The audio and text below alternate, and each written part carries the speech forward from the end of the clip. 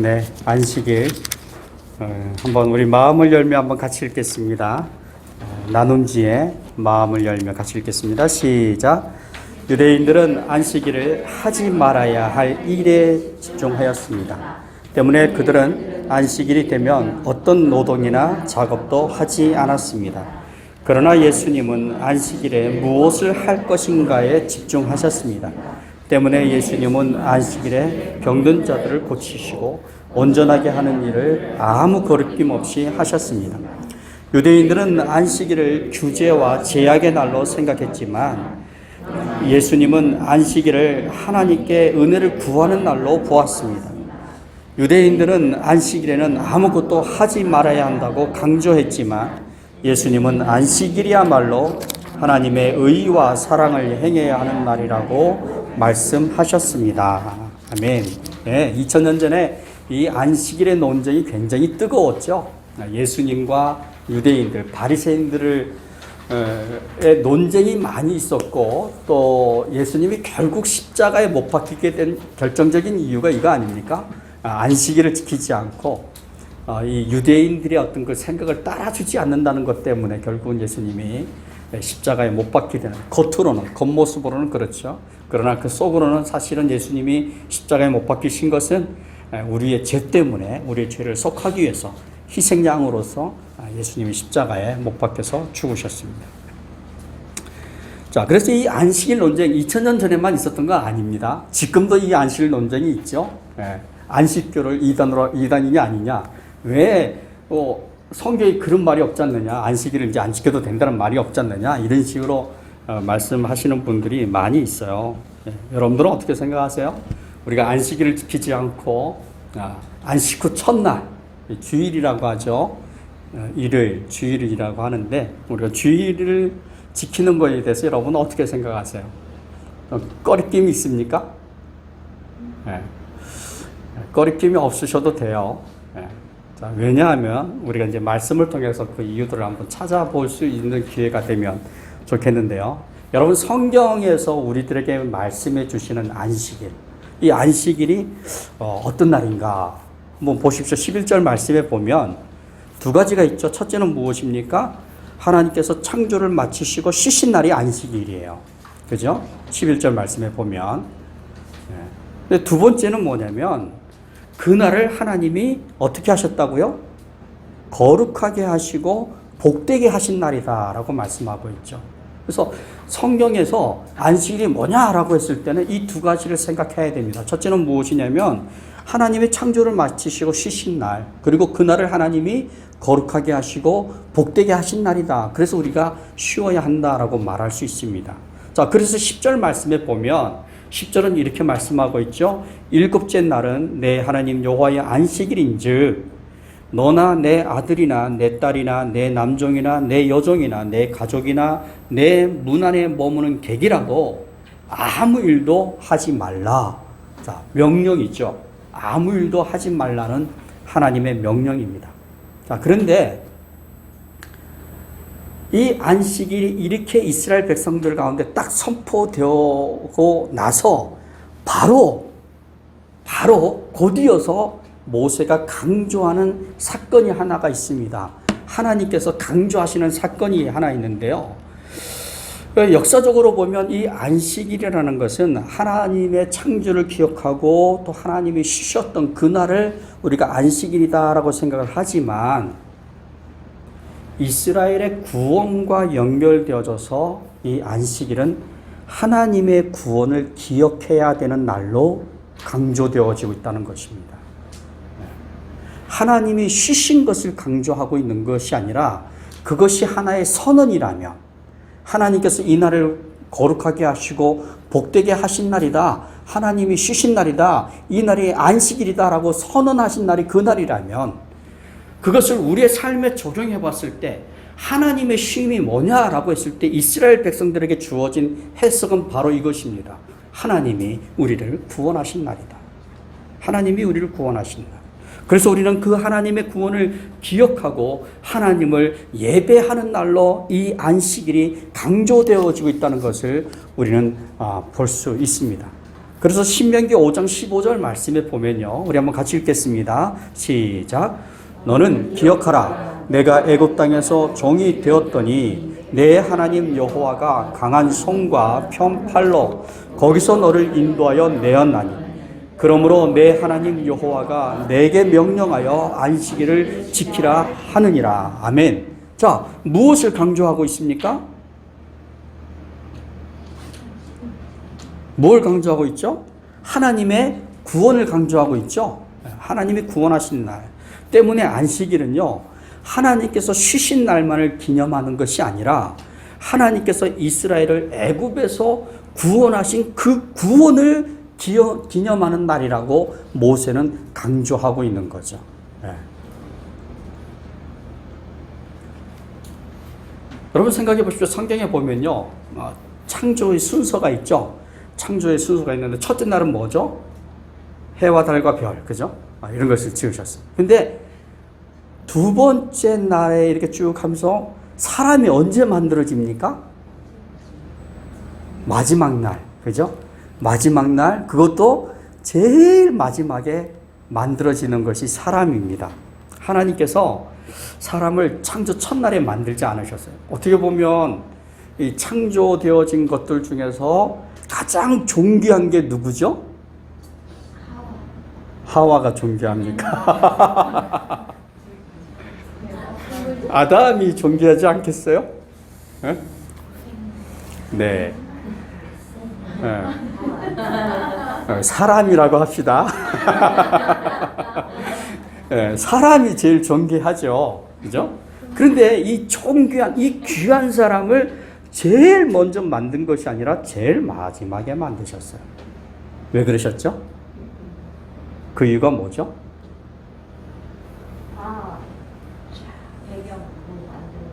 네, 배경이 없었기 때문에, 그죠? 네. 그래서 사람이 창조된 후에 제일 먼저 한 일은 쉬는 일이었어요.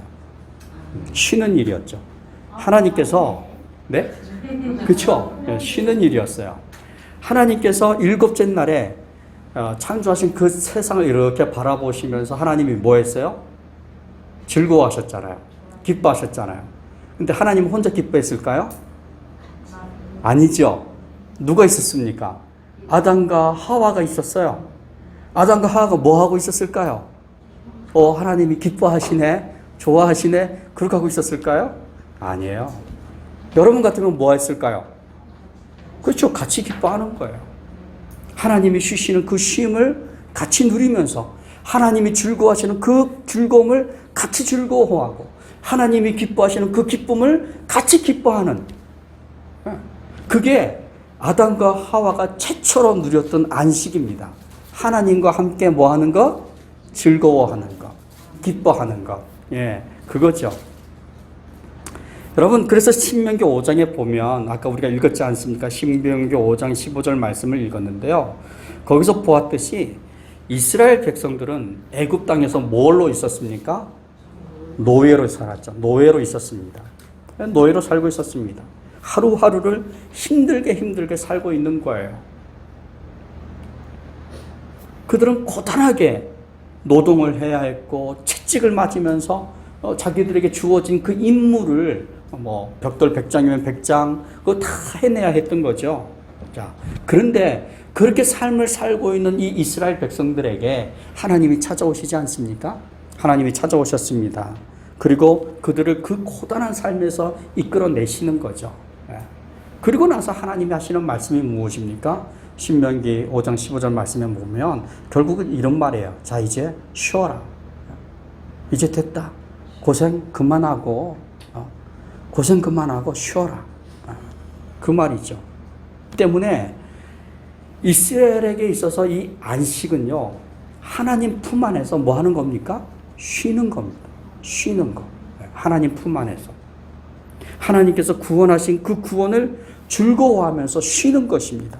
모든 학대와 억압이 끝나고 모든 눌림과 고통에서 벗어나서 하나님의 평안을 누리는 것, 그것이 바로 안식이죠. 그래서 시편 23편 5절 말씀에 보면 유명한 말씀이죠. 다윗이 이렇게 고백합니다. 같이 읽겠습니다. 시작. 주께서 내 원수의 목전에서 내게 상을 차려주시고 기름을 내 머리에 부으셨으니 내 잔이 넘치나이다. 예, 힘들고 고단했던 내 인생, 이게 다윗의 고백 아닙니까? 힘들고 고단했던 내 인생. 그러나 하나님이 내 머리에 기름을 부어주심으로 고단했던 내 인생의 상처를 씻어주시고 원수의 눈앞에서 상을 차려주심으로 나를 위로하시는 날, 나는 뭐 하리라? 안식하리라. 그죠? 얼마나 복되고 영광스러운 날입니까? 하나님이 내 인생의 그 슬픔, 내 인생의 그 고단함, 내 인생의 그 수고로움을 다 씻겨주시는 그날, 하나님이 내 머리에 그 기름을 부어주시는 그날, 얼마나 영광스러운 날입니까? 나를 구원하시고 내 인생 가운데 안식을 선언하시는 하나님, 그날이 바로 안식일인 거죠. 안식. 그래서 오늘 본문 8절 말씀에 보면 하나님이 이렇게 말씀하십니다. 안식일을 기억하여 거룩하게 지키라. 안식일을 기억하여. 기억할 만하지 않습니까? 그죠? 하나님이 내 인생을 찾아오셔서 내 인생의 고단함을 보시고 그 고단함에서 나를 이끌어내시고 나를 위로하시고 나로 하여금 평안히 쉬게 하시는 그날을 내가 안다면, 그날의 기쁨을 내가 안다면, 그래서 오늘 내가 하나님을 의지할 수 있고 하나님을 신뢰할 수 있고 하나님께 나아가서 내 삶을 맡겨드릴 수 있다면 오늘 안식할 수 있지 않습니까? 그렇죠? 오늘 안식할 수 있는 거예요. 그래서 오늘 본문이 우리들에게 그 날을 기억한다면 뭐하라? 거룩하게 지키라 라고 말씀하는 거죠. 거룩하게 지키라. 예. 자, 그런데 여러분, 거룩함이란 게 어떤 걸까요? 거룩함. 어떻게 생각하세요? 거룩함. 우리 사람들의 눈높이에서 한번 생각해 보면 이 거룩이라는 것은 성스러움입니다. 성스럽고 뭔가 신비롭고 그래서 장엄하기도 하고 그리고 마음이 좀 숙연해지는 그런 것. 그죠? 맞죠? 아닌가요? 맞아요. 그죠? 그런 것. 그런 것을 봐야 거룩하다. 그래서 목사도 이렇게만 입으면 거룩하지 않고 뭘 입어야 돼요? 가운 같은 거 입고 막 여기 주렁주렁 뭐가 달려 있어야 되고 그게 거룩함은 아니죠. 근데 하나님의 눈높이에서 거룩함은 어떤 것일까? 중요한 건 그거 아니겠어요? 우리가 어떻게 거룩을 생각하느냐 하는 것보다도 하나님이 보시는 거룩이 뭐냐라는 것을 우리가 이해하는 것이 더 중요할 겁니다. 자, 그러면 그게 어떤 걸까요? 하나님이 생각하시는 거룩. 구별하는 거. 예, 구별되어지는 거, 세상과 구별되어지는 거. 예, 그럴 수 있습니다. 근데 저희 대답은 조금 의외로 굉장히 추상적일 수 있는데요. 아마도 제 생각에는요, 하나님이 보시기에 거룩하다라고 하실 게 뭘까? 하나님 보시기에 좋으면 되는 거다라는 생각을 해봅니다. 하나님 보시기에 좋은 거, 하나님 보시기에 선한 거, 그런 것들이 거룩한 모습이 아닐까. 자, 그렇다면 무엇이 하나님 보시기에 좋은 것일까? 그 대답을 저는 예수님에게서 찾아보면 좋겠어요. 다른 사람에게서 찾을 수는 없는 거잖아요. 예수님에게서 하나님 보시기에 좋은 것이 있었을 것이다 라는 생각을 드는데요. 오늘 우리 주제가 안식일이니까 안식일 날 예수님이 어떻게 거룩하게 사셨는가, 그거를 한번 발견해 보자는 겁니다. 첫째, 뭘까요? 아무거나 하시지 않으셨어요. 뭘 할 것인가에 대해서 주님이 많은 생각을 갖고 계셨지만 그렇다고 해서 주님이 막 이것저것 아무거나 하신 것이 아니에요. 여러 가지 일들을 하셨지만 전제가 있었어요. 예수님께서 안식일에 하는 일들 가운데 어떤 전제가 있었는데 그것은 뭐냐면 바로 이거예요. 8절 말씀. 안식일을 거룩하게 지키라는 것. 예수님도 그 거룩함 안에서 안식일에 일을 하시는 거란 말이죠. 자, 그렇다면 첫째 뭘까요? 하나님을 예배했습니다. 예수님의 안식일은 하나님을 예배하는 것이었어요. 자, 누가복음 4장 16절 같이 읽겠습니다. 시작.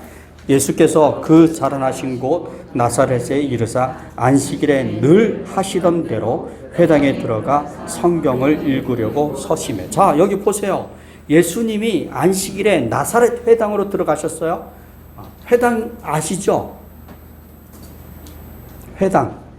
이스라엘이란 나라에는 성전이 있습니다. 예루살렘이 있어요. 그러나 매 안식일마다 갈 수 없기 때문에 시간이 흘러가면서 자연스럽게 마을 중심에 예배하는 장소가 만들어졌는데 그곳을 회당이라고 얘기를 해요. 자, 근데 여기 보면 누가복음 4장 16절 말씀에 보면 예수님이 안식일에 나사렛 회당에 들어갔는데 어떻게 들어갔었어요? 늘 하시던 대로, 늘 안식일마다 예수님은 회당에 들어가서 하나님을 예배했다는 것입니다. 자, 그런데 이 예배라는 것이요, 우리 그리스도인들에게는 굉장히 익숙한 거지만, 그죠? 그리고 또 어떻게 보면 자연스러운 거잖아요. 그죠?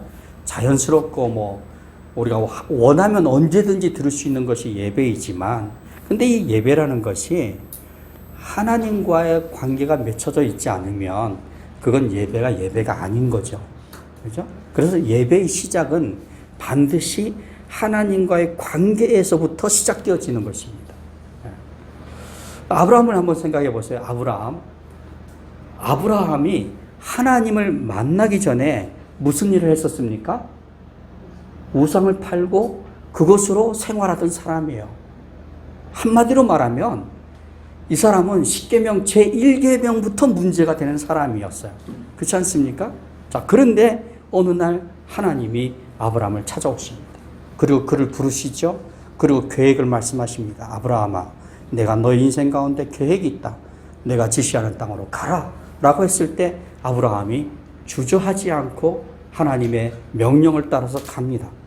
그리고 마침내 그 가나안 땅에 도착했을 때 다시 하나님이 그를 부르시죠. 자, 그래서 아브라함은 하나님을 예배하는 삶을 시작하는데요. 자, 창세기 12장입니다.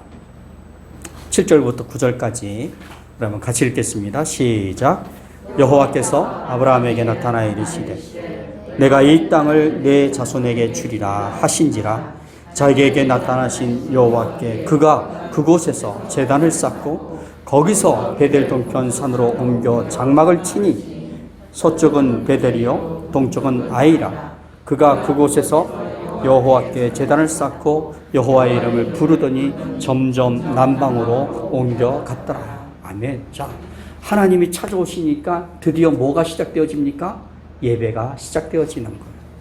그리고 이 예배 가운데서 아브라함은 마침내 하나님으로부터 의로운 사람이라는 이름을 갖게 되지 않습니까? 예배로부터 시작되어지는 거예요. 자, 또 야곱을 한번 생각해 보십시오. 야곱 여러분들 잘 아시지 않습니까? 근데 야곱은 하나님에 대해서 귀로만 듣던 사람이었어요. 아브라함이 말해주는 그 하나님을 들었죠. 이삭이 말해주는 하나님을 들었습니다. 말로만 듣던 하나님, 귀로만 듣던 하나님. 그러나 그의 인생 가운데 삶의 위기가 찾아오고 정처 없는 길을 가야 했을 때 야곱은 베델이라는 들녘에서 자기를 찾아오시는 하나님을 눈으로 보게 되죠. 눈으로. 이제까지 하나님은 귀로만 말로만 듣던 하나님이었습니다. 그런데 이제 야곱은 조그만 돌을 세우면서 하나님을 예배합니다. 창세기 28장 18절부터 19절 말씀에 보면 이렇게 말씀하고 있습니다. 같이 읽겠습니다. 시작. 야곱이 아침에 일찍이 일어나 베개로 삼았던 돌을 가져다가 기둥으로 세우고 그 위에 기름을 붓고 그곳 이름을 베델이라 하였더라. 이 성의 옛 이름은 루스더라. 정처 없이 가야 하는 그 인생길에서 하나님이 내 인생을 지켜주신다면, 나를 지켜주신다면, 그래서 하나님께서 내 삶의 길을 이끌어 주신다면 하나님이 나의 하나님이 될 것이고 나는 영원히 하나님을 예배하겠습니다. 야곱은 그렇게 하나님을 의지했던 것이죠. 크고 작은 모든 일들 속에서 하나님은 야곱을 인도하셨습니다. 그래서 야곱의 이름은 더 이상 야곱으로 머무는 것이 아니라 이스라엘이라는 이름을 갖게 됩니다. 그 이름의 뜻이 하나님과 씨름하여 이긴 사람. 하나님과 씨름하여 이긴 사람. 얼마나 놀라운 일입니까? 그런데 저는 이 말씀을 묵상하다가 이런 생각을 해봤어요. 야, 야곱이 하나님과 씨름하여서 이긴 그 힘을 드러내는 것이 아니라 하나님의 사랑, 이 이스라엘이라는 이름에는 야곱을 사랑하는 하나님의 마음이 녹아져 있구나 하는 그런 생각을 해봤어요. 왜냐하면요, 야곱이 자기의 인생의 그 답답함, 그죠? 해결되지 않을 것 같은 그 어려운 문제 앞에서 어떻게 하면 이 문제를 해결할 것인가? 방법이 없다. 하나님 도와주십시오. 하나님이 아니면 이 문제를 해결할 방법이 없습니다. 그리고는 하나님을 붙잡고 끝까지 늘어지는 거 아닙니까? 끝까지 하나님께서 오케이 라고 말씀하실 때까지, 대답하실 때까지 야곱은 그 붙잡은 하나님을 놓지 않는 거예요. 끝까지 하나님을 의지하는 거죠. 그 모습이 너무 사랑스러운 거예요. 그 모습이. 그래서 그 모습이 하나님은 기쁘신 거죠. 그래서 창세기 32장 28절 말씀에 보면 이렇게 말씀합니다. 같이 읽겠습니다. 시작. 그가 이르되 내 이름을 다시는 야곱이라 부를 것이 아니요 이스라엘이라 부를 것이니 이는 내가 하나님과 및 사람들과 겨루어 이겼습니다. 아멘. 이스라엘, 그 이름 속에는 어떤 힘 자랑하는 그런 의미가 아니에요. 끝까지 하나님을 의지하고 끝까지 하나님을 신뢰하고 끝까지 하나님을 붙잡고 있는 그 야곱의 그 간절함, 그것이 이스라엘인 거죠. 그리고 그 이름 속에는 하나님의 기쁨, 하나님의 감격이 있는 거죠. 여러분, 솔로몬을 한번 생각해 보십시오. 솔로몬이 성전을 다 지은 후에 솔로몬은 하나님을 향해서 예배하지 않습니까? 하나님을 예배하면서 이렇게 기도해요. 여러분, 거기에 보면 열왕기상 8장 27절에서 30절까지 제가 기록해 놨는데 한번 같이 읽겠습니다. 시작. 하나님이 참으로 땅에 거하시리이까? 하늘과 하늘의 하늘이라도 주를 용납하지 못하겠거든. 하물며 내가 건축한 이 성전이오리이까? 그러나 내 하나님 여호와여, 주의 종의 기도와 간구를 돌아보시며 이 종이 오늘 주 앞에서 부르짖음과 비는 기도를 들으시옵소서. 주께서 전에 말씀하시기를 내 이름이 거기 있으리라 하신 곳 이 성전을 향하여 주의 눈이 주야로 보시오며 주의 종이 이곳을 향하여 비는 기도를 들으시옵소서. 주의 종과 주의 백성 이스라엘이 이곳을 향하여 기도할 때에 주는 그 간구함을 들으시되 주께서 계신 곳 하늘에서 들으시고 들으시사 사하여 주옵소서. 아멘. 솔로몬의 간절한 기도죠. 하나님, 제가 이 웅장하고 이 아름다운 성전을 지었습니다. 하나님 이제 받아주십시오. 그렇게 말하고 있는 것이 아니잖아요. 어떻게 말합니까? 내 하나님 여호와여, 주의 종이 기도와 간구를 돌아보시고 이 종이 오늘 주 앞에서 부르짖음과 비는 기도를 들어주시옵소서. 정말 하나님의 은혜를 구하는 그런 기도를 하고 있는 거예요. 예배는 하나님을 기쁘시게 하는 것입니다. 그래서 예배는 하나님의 기쁨이 있기 때문에 그 예배는 뭐가 있습니까? 거룩함이 있는 거예요. 거룩함이 있는 거죠. 이 땅에 수많은 예배들이 있습니다. 오늘도 교회가 5만 개 정도 되니까 5만 곳에서 5만 그 말이 되네요. 5만 곳에서 예배가 드려지고 있는데 그것 말고도 더 많은 예배들이 있지 않겠습니까? 근데 많은 예배들이 있습니다. 근데 그 많은 예배들이 다 하나님을 기쁘시게 하는 것이 아니에요. 하나님을 기쁘시게 하는 예배는 하나님과 바른 관계에서 드려지는 예배라야 하나님을 기쁘시게 할 수 있습니다. 그래서 디모데전서 2장 4절 말씀에 보면 하나님은 모든 사람이 구원을 받으며 진리를 아는 데 이르기를 원하시느니라. 아멘? 이 말씀, 이 디모데전서 2장 4절 이 말씀은 세상 모든 사람을 향한 하나님의 마음이에요. 모든 사람이 구원을 받고 진리에 이르러서 하나님의 기쁨 가운데 거하기를, 하나님의 은혜 가운데, 하나님의 축복 가운데 거할 수 있기를 바라는 마음. 그런데 문제가 있잖아요. 어떤 문제가 있습니까? 모든 사람이 죄를 범했다는 거 아닙니까? 모든 사람이 죄를 범했어요. 하나님의 마음은, 하나님의 기대는 모든 사람이 구원을 받는 것인데, 그런데 결과는 무엇입니까? 모든 사람이 죄를 짓고 있다는 거 아닙니까? 죄인의 상태에서는 하나님을 예배할 수가 없어요.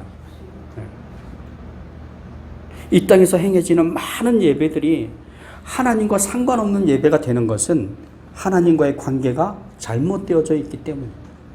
자, 그러면 어떻게 해야 될까요? 어떻게 해야 될까요? 간단하죠? 하나님과의 관계를 바르게 하면 됩니다. 바르게. 자, 그러면 우리가 어떻게 하나님과의 관계를 바르게 할 것이냐? 그 방법이 바로 믿음이에요. 믿음. 하나님과의 관계를 바르게 하는 것이 뭐라고요? 믿음입니다. 요한복음 1장 12절 말씀에 보면 영접하는 자, 곧 그 이름을 믿는 자들에게는 하나님의 자녀가 되는 권세를 주셨다라고 말씀하고 있죠. 요한복음 3장 16절 말씀에 보면 하나님이 세상을 이처럼 사랑하사 독생자를 주셨으니 이는 그를 믿는 자마다 멸망치 않고 영생을 얻게 하려 하심이라고 말씀하고 있습니다. 믿는 자, 믿음이 강조되어 있는 거예요. 결국 무엇입니까? 믿어야 한다는 것입니다. 자, 그렇다면 뭘 믿어야 할까요? 하나님이 믿으라고 강조하고 있는데 뭘 믿어야 할까요? 자, 갈라디아서 2장 20절 말씀입니다. 같이 읽겠습니다. 시작. 내가 그리스도와 함께 십자가에 못 박혔나니 그런즉 이제는 내가 사는 것이 아니요 오직 내 안에 그리스도께서 사시는 것이라. 이제 내가 육체 가운데 사는 것은 나를 사랑하사 나를 위하여 자기 자신을 버리신 하나님의 아들을 믿는 믿음 안에서 사는 것이라. 아멘. 자, 뭘 믿어야 할까요? 첫째는요, 예수님과 함께 죽었다는 것을 믿어야 합니다. 누가요? 내가 예수님과 함께 죽었다는 사실을 믿어야 합니다. 예수님께서 우리를 위해서 십자가에서 죽으실 때, 우리의 죄를 지시고 그 십자가에서 죽으실 때 예수님만 죽은 것이 아니라는 거 아닙니까? 그렇죠? 이 갈라디아서 2장 20절에서 사도 바울이 고백하는 것이 뭐예요? 그때 나도 죽었다는 거죠. 나도 죽었다. 나도 예수 그리스도와 함께 그 십자가에 못 박혔다. 죽었다. 자, 그러면 무슨 의미입니까? 이것이 나도 예수님과 함께 죄에 대하여 죽었다는 것입니다. 죄에 대하여 죽었습니다. 죄의 값을 치른 거예요. 자, 그런데 더 중요한 것이 있습니다. 무엇입니까? 예수와 함께 다시 살았다는 것입니다. 할렐루야. 이거예요. 내가 죽은 것으로 끝나면 끝이에요. 그거예요. 그냥 지옥에 간 것이나 다름이 없어요. 그런데 놀라운 것은 예수님이 부활하실 때 혼자 부활하신 것이 아니라 나도 함께 예수님이 일으키셨다는 거 아닙니까? 그거죠. 그거예요. 그걸 믿으라는 겁니다. 그래서 내 안에서 예수의 생명이 역사하는 거죠. 아들이 있는 자에게는 뭐가 있고? 생명이 있고, 아들이 없는 자에게는 뭐가 없다? 생명이 없다라고 요한 사도가 말씀하고 있는 것처럼, 그렇죠. 예수님이 부활하실 때, 다시 사실 때 나를 일으켜 세우셨으면 내 안에 예수의 생명이 역사하고 있는 것입니다. 그것을 믿으라는 거죠. 그 예수의 생명이 나를 살게 하는 것입니다. 우리는 그것을 믿는 거죠. 그래서 우리가 그 믿음으로 하나님과 바른 관계를 맺게 되고, 그 믿음으로 드리는 이 예배가 하나님을 영광스럽게 하고, 하나님을 즐겁게 하고, 하나님을 기쁘시게 하는 예배. 그래서 우리가 드리는 예배가 어떤 예배입니까? 거룩한 예배가 되는 거죠. 때문에 우리는 이 예배 속에서 하나님의 그 거룩한 안식을 함께 즐거워할 수 있는 거예요. 함께 기뻐할 수 있는 거죠. 하나님이 나를 구원하셨다. 하나님이 나를 새롭게 만드셨다. 예수로 인해서 갖게 된 이 안식, 그죠? 안식. 그야말로 예수 그리스도 안에서 갖게 된 이 안식. 모든 죄의 저주가 사라져버린, 모든 저주가 사라졌어요. 어느 누가 감히 나를 향해서 죄인이다라고 말하지 않는, 하나님조차도 그렇게 말씀하시지 않는 모든 저주가 사라져버린 그 평안함. 그게 바로 안식인 거죠. 여러분들이 누리고 있는 안식이 바로 주님이 주신 안식입니다. 자, 또 하나, 두 번째로 예수님은 이 안식일을 어떻게 보내셨습니까? 약한 자들을 돌보셨다는 겁니다. 약한 자들. 자, 누가복음 6장부터 11절까지 한번 같이 읽겠습니다. 시작. 또 다른 안식일에 예수께서 회당에 들어가사 거기 오른손 마른 사람이 있는지라 서기관과 바리새인들이 예수를 고발할 증거를 찾으려 하여 안식일에 병을 고치는가 엿보니 예수께서 그들의 생각을 아시고 손 마른 사람에게 이르시되 일어나 한가운데 서라 하시니 그가 일어나 서거늘 예수께서 그들에게 이르시되 내가 너희에게 묻노니 안식일에 선을 행하는 것과 악을 행하는 것 생명을 구하는 것과 죽이는 것 어느 것이 옳으냐 하시며 무리를 둘러보시고 그 사람에게 이르시되 내 손을 내밀라 하시니 그가 그리하매 그 손이 회복된지라. 그들은 노기가 가득하여 예수를 어떻게 할까 하고 서로 의논하니라. 아멘. 여전히 팽팽하게 대립하고 있죠. 팽팽하게 대립하고 있습니다. 하지 말아야 된다고. 그런 걸 왜 여기서 하냐고. 왜 굳이 이 안식일날 해야 되냐고 사람들이 불같이 화를 내면서 예수님을 향해서 덤벼오고 있는 거죠.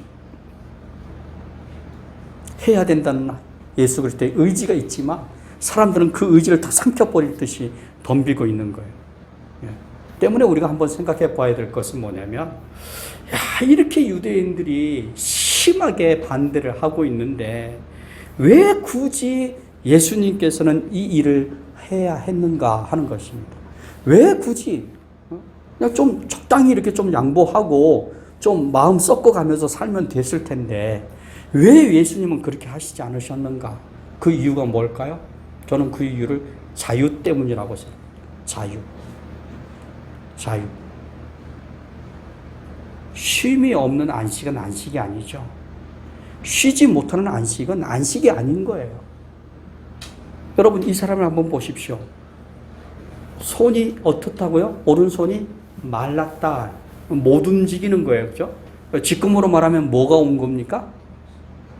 중풍이 오는 거예요. 반쪽이 마비가 됐으니까. 그런데 2000년 전에 예수님 시대에 유대인들의 사고가 있는데 어떤 생각을 하고 있냐면, 멀쩡하던 사람이 병에 들고 그 병이 낫지 않으면 그건 천벌이라고 생각했어요. 저 사람이 무슨 큰 죄를 지었기 때문에 하나님이 벌 주신 거라고 생각을 했어요. 그래서 유대인들은 소경이 많지 않았습니까? 소경이 많았던 이유는 태어나면서부터 소경이기보다는 그 사막지대에서 살다 보니까 수많은 그 아주 미세한 그 머리가루들이 결국은 눈을 멀게 하는 거예요.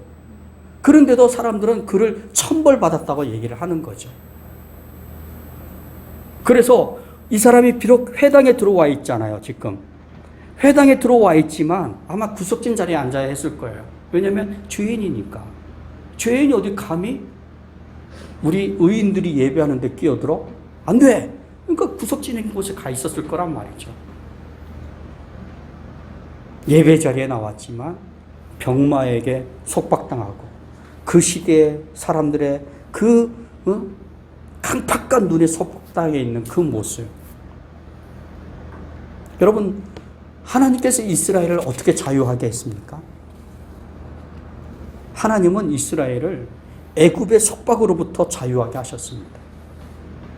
이스라엘이 누리는 자유는 하나님께로부터 온 것이에요. 그들 스스로가 만들어낸 자유가 아닙니다. 하나님이 주셔서 비로소 누리게 된 자유. 하나님이 없으면 그들은 노예예요. 노예일 뿐입니다. 그런데 하나님이 찾아오셨기 때문에 그들이 비로소 뭘 얻게 된 겁니까? 자유를 얻게 된 거죠. 여러분 생각해 보십시오. 우리가 어떻게 자유를 얻게 되었습니까? 어떻게 우리가 사탄의 권세로부터 하나님이 주시는 자유를 우리가 어떻게 누리게 되었습니까? 우리가 잘해서입니까? 아니잖아요. 주님이 우리를 찾아오셨기 때문이잖아요. 하나님이 우리를 찾아오셨기 때문에, 하나님이 우리를 죄의 속박으로부터 자유하게 하셨기 때문에 우리가 자유를 누리는 것입니다. 우리가 모든 삶의 질고와 고통으로부터 자유할 수 있는 것은 하나님이 자유를 주셨기 때문에 우리가 자유하는 것입니다. 그런데 그 하나님은 지금도 우리를 구원하시고 우리를 자유하게 하시는 분이십니다. 지금도. 그래서 우리가 삶을 살면서 어려운 일을 당할 때 누구에게 나갑니까? 하나님께 나가지 않습니까? 우리를 자유케 하시는 하나님. 우리를 그 모든 절망으로부터, 고통으로부터 건지시는 하나님. 그 하나님께 우리가 나가는 이유가 하나님께로부터 자유가 주어지기 때문입니다. 때문에 이 안식일은요, 이런저런 규례와 규칙으로 나를 묶는 날이 아니에요. 나를 묶는 날이 아니라 하나님의 은혜로, 하나님의 사랑으로 우리를 묶고 있는 이 사탄의 이 권세를 깨트려 버리고 하나님의 구원과 자유를 선포하는 날이에요. 하나님이 주시는 그 자유를 기뻐하고 하나님이 주시는 그 구원을 찬송하면서 사탄의 권세를 무너뜨리고 하나님의 은혜를, 하나님의 사랑을 높이는 것, 그것이 바로 안식일 날 우리가 해야 할, 또 우리가 누려야 할 자유인 거죠. 하나님을 기쁘시게 하고 하나님을 거룩하게 하는 것, 그것이 바로 안식일입니다. 여러분, 오늘 우리가 이렇게 하나님을 예배하면서 생각해 보십시오. 우리는 우리를 죄와 사망에서 구원하시고 하나님이 자녀 삼아 주신 것을 기억하지 않습니까? 그죠? 기억. 안식일을 기억하라고 하듯이 우리 하나님의 구원을 기억합니다. 그리고 우리는 이 예배를 통해서 우리 삶의 모든 질거로부터 우리를 고치시고 자유케 하시는 하나님의 은혜를 간절하게 구하죠. 하나님, 오늘도 나는 하나님의 은혜가 필요합니다. 오늘도 하나님이 내 인생을 이끌어 가시는 그 손길을 나는 필요로 합니다. 오늘도 하나님의 은혜를 주시옵소서. 이것이 우리가 이 예배 속에 갖는 간절함 아닙니까? 그리고 오늘 우리는 이 예배를 통해서 신실함으로 우리의 삶을 인도하시고 우리를 향하신 그 하나님의 선하신 계획들, 아브라함에게 말씀하시고 야곱에게 말씀하시고 수많은 믿음의 사람들에게 말씀하심으로 그들의 삶을 이끄셨던 그 하나님의 그 신실하심, 오늘도 여전히 그 신실함으로 우리에게 말씀하시고 계획을 들려주시고 내가 너의 인생을 이끌어갈 것이라고 말씀해 주시는 그 하나님을 향해서 우리의 삶을 맡겨드리고 의탁하는 것, 그렇죠? 때문에 우리는 이 예배를 통해서 하나님을 기뻐하는 거예요. 내 삶을 인도하시고 나를 구원하시고 그리고 나를 자유하게 하실 하나님, 어제나 오늘이나 내일이나 영원히 동일하신 그 하나님이 나와 함께 하신다는 믿음으로 하나님을 기뻐하는 거죠. 그 하나님을 즐거워합니다. 그리고 그 하나님을 찬송하지 않습니까? 우리가 하나님을 기뻐하고 즐거워하고 찬송할 수 있는 것은 바로 예수 그리스도이기 때문에, 예수 그리스도 때문입니다.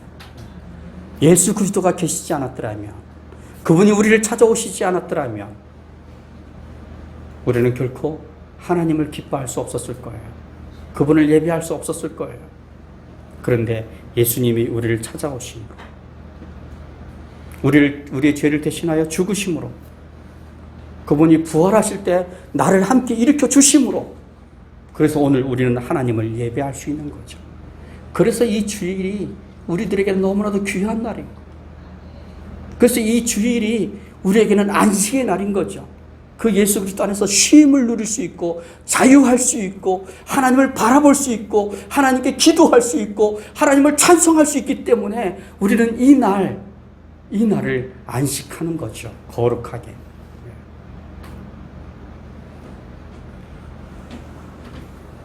여러분, 우리의 믿음이 무엇입니까? 우리는 예수 그리스도 안에서 죄가 용서되어졌다는 것을 믿습니다. 우리는 예수 그리스도 안에서 새 생명의 기쁨을 즐기죠. 그리고 우리는 예수 그리스도 안에서 모든 저주가 사라진 것을 믿습니다. 믿습니까? 이제 그렇다면 안식하십시오. 안식하십시오. 쉼을 누리시기 바랍니다. 하나님이 주시는 그 구원을 즐기시기 바랍니다. 주의 이름으로 사탄의 권세를 깨트리고 하나님의 구원과 자유를 선포하면서 살기를 바랍니다. 하나님의 평강을 누리십시오. 주님이 주신 평강 누리라고 주신 것입니다. 그 평강을 누리시기 바랍니다. 하나님의 은혜가 여러분 가운데 있다는 것을 기억하십시오. 예, 하나님의 은혜가 우리를 주장하고 계십니다. 하나님의 은혜가 우리를 인도하고 계십니다. 그 은혜를 기억하시기 바랍니다. 오늘도 하나님은 여러분을 구원하시기를 기뻐하십니다. 우리를 인도하시는 하나님, 우리에게 힘을 주시는 하나님, 그 하나님을 의지함으로 평안히 안식을 누리면서 사는 하루하루가 되기를 주님의 이름으로 축원합니다. 기도하시겠습니다. 논쟁거리가 아니죠. 안식은 하나님을 생각하는 것입니다. 하나님이 나에게 주신 안식. 여러분에게 하나님이 어떤 안식을 주셨습니까? 또 여러분들이 기대하는 안식은 어떤 것입니까? 우리가 구원받았지만 여전히 우리의 삶은 하나님의 은혜가 필요하고 하나님의 도우심과 구원이 필요합니다. 우리는 그 하나님의 도우심과 구원 속에서 안식할 수 있습니다. 평안할 수 있습니다. 이 시간 우리 기도할 때 여러분들의 지금 내가 당하고 있는 어려움이 있다면 그것을 그대로 솔직하게 하나님께 기도하십시오. 하나님, 나에게 이런 어려움이 있습니다. 이런 고통이 있습니다. 이런 염려가 있습니다. 이런 근심이 있습니다. 하나님, 이 근심으로부터, 이 염려로부터 저를 건져 주시옵소서. 자유하게 하여 주시옵소서. 그리고 내가 하나님이 주신 그 평안 안에, 그 안식에 거하며 살게 하여 주시옵소서. 우리 한번 다 같이 기도하시겠습니다. 하나님 아버지, 감사합니다.